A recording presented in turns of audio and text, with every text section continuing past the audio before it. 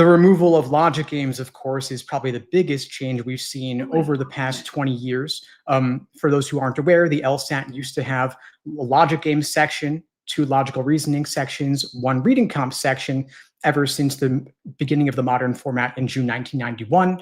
But after the June 2024 LSAT last year, LSAC removed the logic games section due to a lawsuit and replaced it with a second logical reasoning section. And this has created tons of confusion because a lot of students are using old hand-me-down textbooks, things from friends, and as a result of that, they're studying for an exam that no longer exists. So imagine a student, a gunner, a type A personality, a planner with a color-coded study schedule, flashcards, timers, tons of discipline.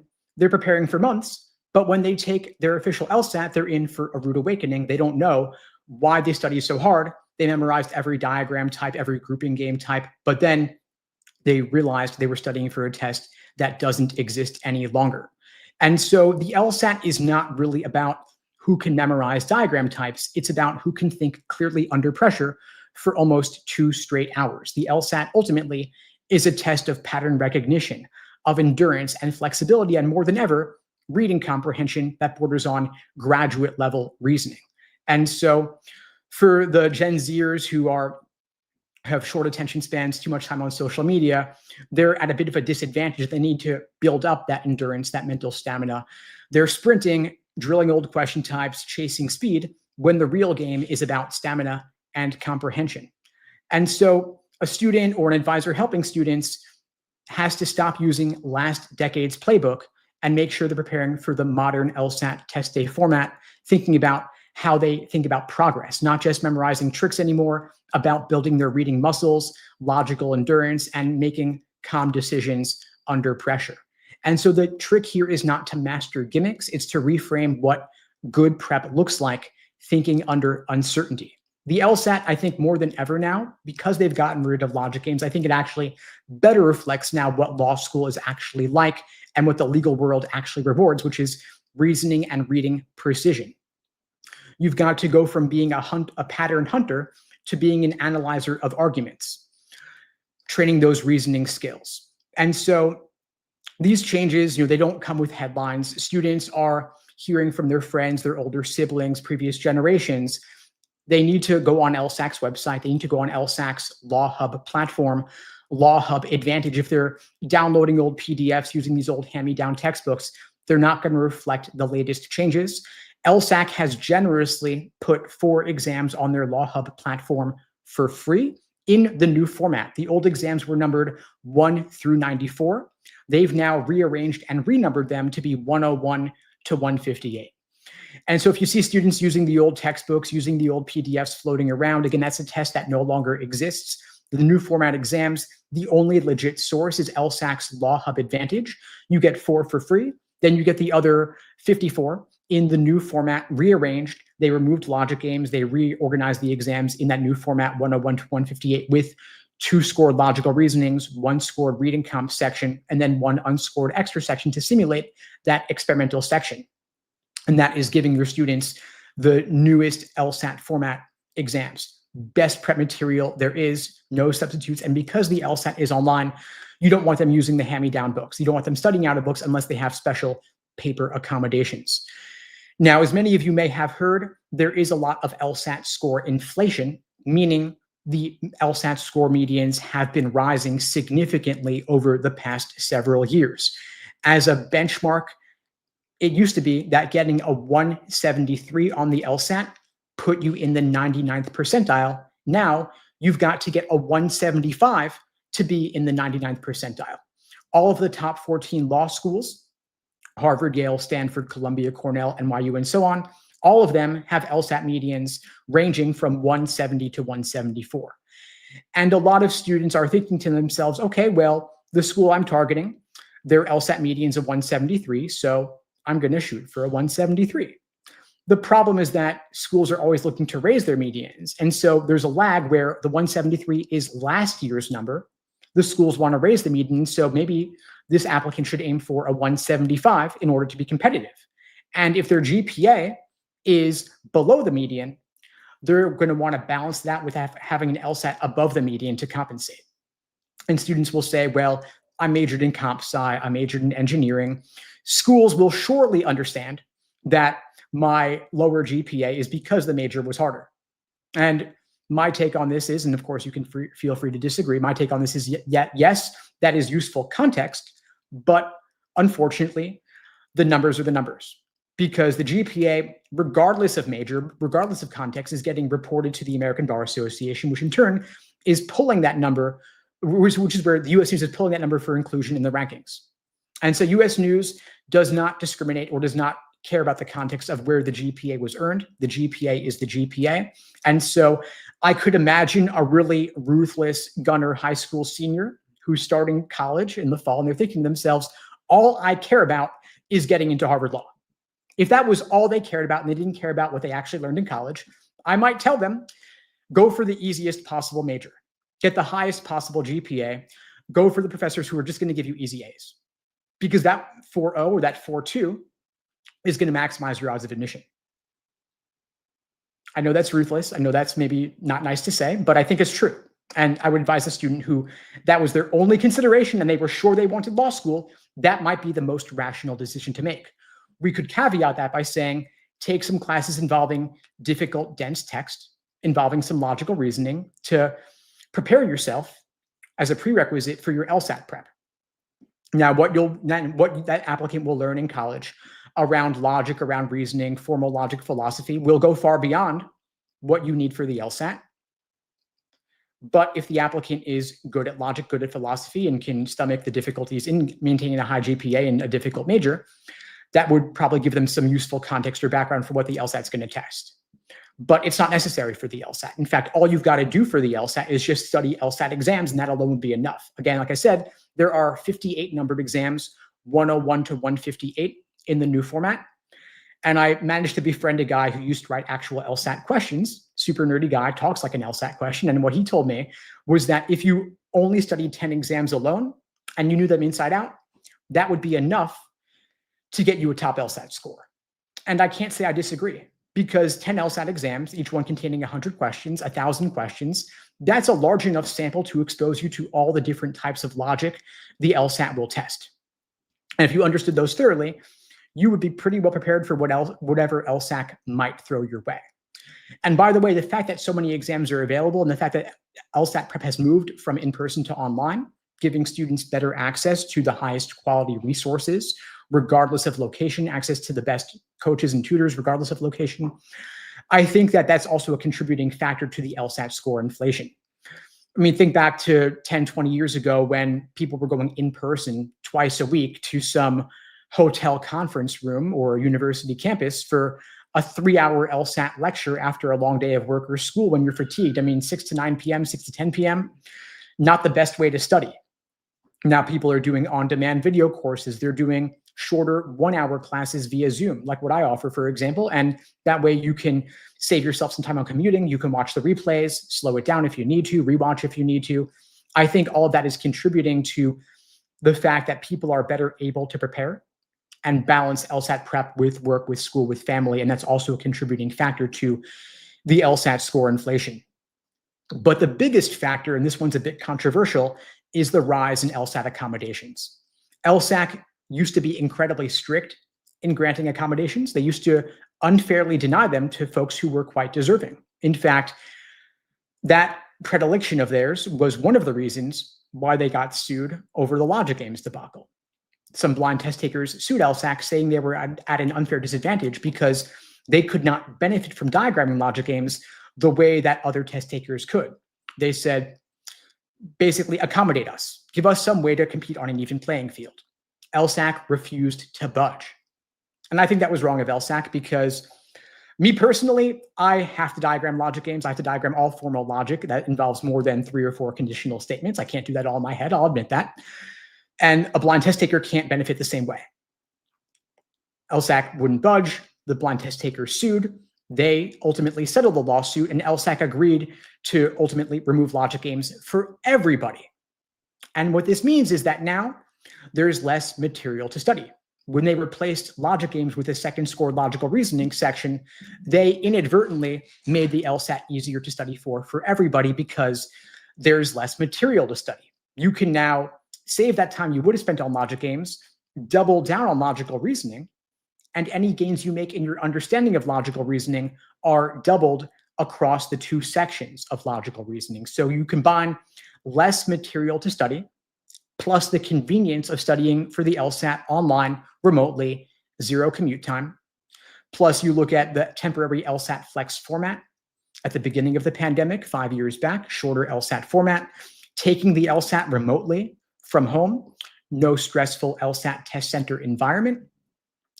You then combine that with LSAC becoming more liberal after the Logic Games lawsuit and the other lawsuits involving the federal government, the Americans with Disabilities, under the Americans with Disabilities Act. LSAC is now granting extra time to a lot of folks. Maybe the pendulum has actually swung too far in the other direction. They used to be overly strict in granting accommodations, meaning they wouldn't give them to most people who deserve them. Now they're giving them out like Halloween candy. And so what this means is that people are getting extra time, including time and a half, including double time, when maybe they don't really need all that time. I've personally heard from students who were even able to take the LSAT over the course of 2 days, getting more than 2.5 hours for a single section of the LSAT. You're typically getting 35 minutes under standard timing. They're getting more than triple time. In my view, that's probably a bit excessive. And there are people who tell me, listen, I need the extra time for reading comp. I don't really need it for logical reasoning, but I've got it, so I'll use it. And LSAC is not fine-tuning the accommodations to say, you're going to get extra time for one section, but not the other. And the doctors and psychiatrists who are granting extra time are not familiar with the nuts and bolts of the LSAT. They're not getting into all the details or intricacies of the exam. They're just saying, you've got ADHD, you've got test anxiety, you've got migraines, whatever, we're going to give you more time as a result. And basically, from what I'm hearing anecdotally, they're basically rubber stamping this, and LSAC is going along with it because that's the regime under which they're interpreting the Americans with Disabilities Act. So all these factors, again, contributing to rising LSAT scores, rising LSAT medians. And so the folks who are not applying for accommodations might be at a disadvantage. I'm not saying that everyone should just go out and apply for them. But again, someone being ruthless who thinks they might suffer from test anxiety or ADHD might rationally explore those avenues and ultimately go for them. Now, the fact that some folks might be abusing the system does not mean that there are folks who don't legitimately deserve those accommodations. It's a tricky situation. I sometimes get hate for talking about this, but I want to present a full picture accurately, and folks will make of that what they may. So those are some of the biggest changes over time. I'll talk about some more minor changes as well. LSAC has hinted they are planning on scoring the writing sample sometime in the next couple of years.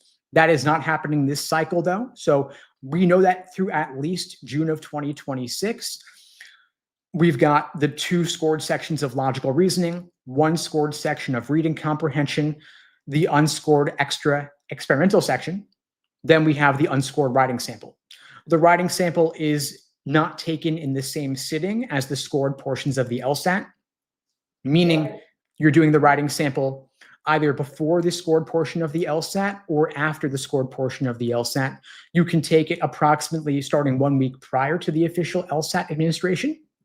You can also take it after your official LSAT, but ultimately you have to take the writing sample before they will release your score. But maybe perhaps in part due to the fact that there's a lot of AI-generated application essays these days, law schools may want to get a more unfiltered sense of applicants' true writing ability without anyone helping them, whether AI or an admissions consultant. And so as a result of that, they are exploring scoring the writing sample. They recently changed the writing sample from being 35 minutes to being 50 minutes, which is a 15-minute planning period where you can take notes on scratch paper, followed by 35 minutes, still unscored for now. But I predict that sometime in the next year or two, they will ultimately score that. And then we'll get into all the issues of how do you accurately and fairly score written essays at scale. If we look at the SAT context, we had where they added our scored writing portion to the SAT 2 writing. And then I think it was on the official SAT as well. Folks can correct me on that. But we looked at length as a proxy for quality. We looked at dense vocabulary as a proxy for quality, neither of which are perfect, of course. But folks who are preparing for a score writing sample might want to look into, can they make their essays more fleshed out, more detailed, more examples, more elaboration, and then showing off their impressive vocabularies without using words inaccurately. So those are all things to figure out. I'm seeing, of course, some schools looking at how to use AI in application essays. Some schools are banning it outright. Some are requiring it, indicating to me that schools don't really know how to handle this new regime. We've seen some schools like UMichigan, they initially banned the use of AI, and then they flipped and said now they're going to require the use of AI in application essays. So again, just showing the problems there. But for now, I think that if we look at rising grade inflation in the undergraduate context, we look at the use of AI in application essays, I think that that all points to the LSAT being a more reliable objective measure of applicants' abilities. Of course, it's not perfect. There are plenty of problems with the LSAT, but it might be the best of all the worst options available, best of the worst options available, just because it is objective, it is scored. Of course, we had the recent LSAT cheating scandal. There was a whistleblower a couple months ago pointing out that in China, there were some organized cheating rings that were extracting official LSAT content during LSAT administrations. Some companies were hacking the system, capturing those official LSAT questions that were unreleased, and then releasing them to future test takers. Big problem with the LSAT, where because LSAT questions are so difficult to write, so difficult to generate, unfortunately, as a result, LSAT has reused these same questions over and over and over. This didn't used to be a big deal back when the LSAT was only administered 4 times a year. That was back in 2018 and prior. You had it administered in February, June, either September or October, and December. But then when Kelly Testi started heading up LSAC, I think around 2018, 2019, she said, you know what? We want to compete with the GRE. We're going to offer the LSAT more frequently.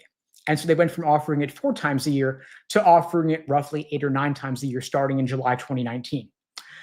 And when they did that, they weren't able to suddenly start doubling the production of LSAT questions. And LSAT questions are harder to write than GMAT or GRE questions. You can't just sub in different vocabulary words or sub in different numbers for a math problem. These are difficult, dense text written by philosophy PhDs.